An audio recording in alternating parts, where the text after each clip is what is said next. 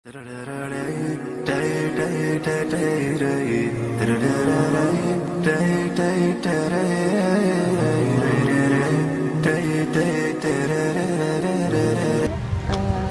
yakin sampai detik ini saya tidak melihat aura kematian, baik dari TV atau berita. Saya ke alam arwah pun tidak bertemu dengan Jupe. Saya ketemu sama Olga, makanya saya bilang sama Olga, Jupe mana kok? Olga bilang, iya belum sampai. Dan memang tidak ada, Mas. Sampai detik ini tidak ada Jupe di alam arwah, belum sampai. Ya. Tetapi ada yang memang kematian sebenarnya dari Allah, ada juga yang memang tidak sewajarnya meninggal. Dan saya mengatakan bahwa Jupe meninggal tidak wajar. Ya, artinya ada yang menginginkan Jupe untuk meninggal, supaya dia tidak dipakai stasiun manapun, supaya dia tidak dipakai produsen manapun, supaya habis. Meninggal itu jam berapa? Jam 11, 12 itu. Malamnya saya kejar ke RSC. Saya ke kamar jenazah. Dan memang Mas mimpi ya, bahwa Jupe memang masih hidup pada saat dia masuk ke dalam kamar jenazah, kondisinya masih hidup. Sampai sekarang masih hidup. Masih hidup.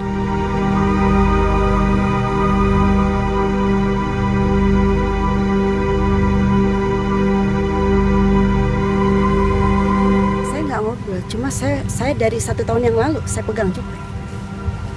Iya, maksudnya saya doakan supaya Allah pertemukan saya dengan Jupe, bahwa saya ingin ngobatin dia. Dia jangan mati karena banyak musuhnya. Sama kayak saya banyak musuhnya. Dia harus hidup seperti saya untuk menunjukkan kuasa Allah. Ibu tahu siapa musuhnya? Ya, kita lihat aja nanti. Makanya bantu doa. Saya berusaha untuk membangunkan Jupe. Saya suruh Jupe untuk masuk ke keluarganya, ke teman-temannya, tunjukkan bahwa kamu tidak mati. Apakah termasuk kalangan selebriti kah? Iya, teman-teman dekat. Teman-teman dekat. Iya, saya suruh untuk masuk ke sana. Iya. Tapi saya tidak ikhlas. Kebetulan saya mengerti tentang gaib. Sebab dari usia 9 tahun saya mengenal gaib. Jadi orang yang tidak menerima kematian Jupe itu saya. Dan saya akan berjuang. Allah mengajak kita teman-teman untuk hidup di alam manusia kita. Tidak usah mencari alam yang di luar alam manusia. Makanan kita apa yang sekarang kelihatan, minuman kita, sifat-sifat kita, udara ini fasilitas, itulah kita. Gak usah menyeberang ke alam-alam jin, alam hewan, gak perlu, gak usah, gitu kan? Gak perlu semua. Dan perlu antum tahu ya, manusia kita ini teman-teman adalah khalifah, pemimpin di muka bumi. Kita ini kalau datang ke sebuah tempat, manusia datang ke sebuah tempat di muka bumi ini, makhluk Allah yang lain pergi tuh. Secara ilmiah, saya pernah lihat cuplikan beberapa ilmuwan berhubungan dengan masalah alam hewan.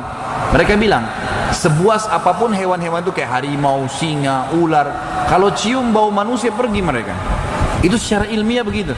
Mereka tuh ada manusia, mereka pergi. Yang tinggal cuma 1-2, yang lainnya pada pergi semua. Coba diantum lihat kalau dulu rawa-rawa, dulu sawah, begitu dibangun hilang semua tuh, hilang, nggak ada, pergi semua. Termasuk jin-jinnya, setan-setannya semua pergi. Dan teman-teman sekalian, kita ini khalifah, pemimpin. Orang-orang yang minta tolong pada syaitan itu adalah orang-orang yang tidak faham kedudukan dia sebagai manusia. Dan saya ingatkan di sini teman-teman sekalian agar jangan membuat istilah-istilah yang membuat manusia akhirnya kufur kepada Allah, syirik. Seperti misal di Indonesia dulu sudah bagus-bagus dukun itu namanya dukun.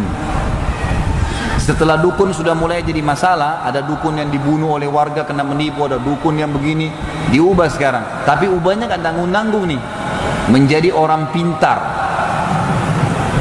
menjadi paranormal di atas orang normal. Ini istilah bahaya nih. Orang-orang ini semua teman-teman sekalian orang-orang yang tidak pintar, orang yang tidak normal. Kenapa? Saya kasih rasionalnya. Ada bahasan saya kemarin tentang membongkar dan memperbaiki perdukunan dan sihir, dan saya ajarkan tentang metode pengobatan ruqyah, gitu kan. Kemarin tabligh akbar di Bandung dan beberapa tempat juga pernah gitu. Yang jelas teman-teman sekalian, saya coba memberikan kesadaran terutama dari muslimin yang terjun ke alam dukun-dukun ini. Mereka tidak tahu kedudukan mereka sebagai manusia. Kita khalifah. Jadi kalau seandainya kita ini masuk ke sebuah, kita ini datang ke sebuah tempat yang lainnya pada pergi gitu. Orang-orang yang datang ke gunung-gunung, ke gua, pantai, minta-minta dewa pula, dewa ini, dewa itu, penjaga gua, manggil-manggil. Ini manusia yang tidak tahu kedudukan dia. Pasti setiap kali dia bersemedi, nggak pernah 1 jam, 2 jam kemudian langsung datang syaitannya tuh, yang dia minta panggil dewa-dewanya. 2 hari, 3 hari, seminggu, 40 hari. Kenapa? Ulama memberikan gambaran. Jadi pada saat mereka lagi minta, wahai dewa laut, wahai dewa gunung, wahai apalah di Indonesia, gondoruo lah, kuntilanak lah, namanya macam-macam. Dipanggil-panggil misalnya. Syaitan-syaitan ini teman-teman tuh lihat manusia, dia lihat manusia nih. Ini khalifah nih. Ini pimpinan saya nih. Pimpinan dia nggak berani. Tapi karena orang ini bodoh, nggak ngerti, gitu kan? Dia di situ nggak makan, nggak minum, 40 hari duduk. Ada yang sampai maaf buang air besar situ, buang air kecil sembarangan. Syaitannya lihat ini bodoh bener nih orang. Keluar suaranya, iya kamu apa? Saya mau ilmu kebal. Lihat bagaimana syaitan kerjain dia. Dia keluar dari alam manusianya ya. Untuk membuat orang lain suka, Allah sudah kasih kita potensi kan.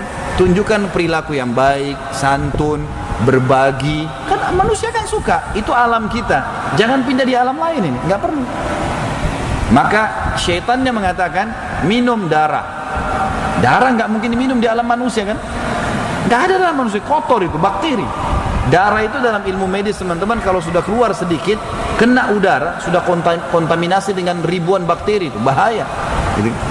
Tapi itu terjadi. Makan kotoran kamu. Jadi orang yang minta tolong sama syaitan itu sama dengan orang yang kuliah, cerdas. Dia lagi sakit kepala, lewat anak SD. Dia panggil, dek sini sebentar dek. Ya. Saya sakit kepala, obatnya apa? Kata anak SD, minum kencing saya kak.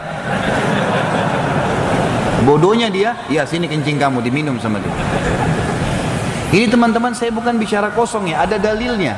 Surah Jin 17 ayat pertama ada sababan nuzulnya. Jadi orang-orang Quraisy dulu, orang-orang Mekah dulu, itu mereka kalau jalan keluar dari Mekah menuju ke perjalanan lah ya, safar gitu ya. Ini diceritakan dalam Al-Quran. Kalau mereka lagi istirahat di sebuah lembah, terus kemudian mereka mau tidur malam, pimpinan kafilah itu, perjalanan itu akan mengambil setengah bekal makanan mereka, bawa ke tengah-tengah lembah. Lalu dia bilang, wahai penjaga lembah, ini setengah bekal kami, jangan ganggu kami ya. Padahal lembah itu dijaga oleh malaikat. Malaikat-malaikat Allah yang jaga udaranya, yang atur tanah, yang atur itu kan malaikat. Saya jelaskan dari pagi kan. Bagaimana malaikat yang ditugaskan oleh Allah jaga gunung, jaga atur air, populasi hewan-hewan, manusia, tumbuh-tumbuhan, itu malaikat semua. Tapi karena dia bilang itu, setan-setan yang lewat di sekitar lembah itu lihat, loh manusia ini bodoh nih. Dikerjain, kata Allah, fazaduhum rahaqa. Maka syaitan itu makin kerjain mereka, makin dikerjain. Semua yang diseru selain Allah teman-teman sekalian, terutama orang-orang yang minta tolong sama syaitan, Allah mengatakan ifka, kedustaan, bohong semua itu.